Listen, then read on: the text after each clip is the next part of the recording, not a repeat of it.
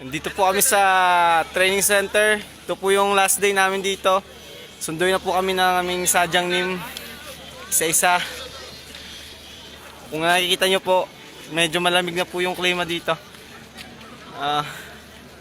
Ito po, madami pong tao. Hiningal kami kasi ang layo po ng dorm namin. Nandun po sa baba. Kung makikita nyo po, ayun, yung kasama ko. Ang taas, ang tarik. Pre, pagod ba? So last day na po namin dito sa training center. Ito na po yung time para magpaalam sa mga IPS topic worker. Ka-work namin. Ayun, tingnan nyo po, napakalayo nung isa. Ayun, nasa dulo pa.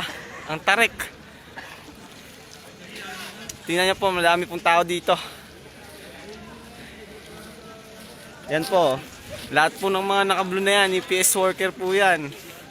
Titingnan nyo, napakadami. Naghihintay na yung mga sadyang nila ngayon. Good luck na sa amin lahat.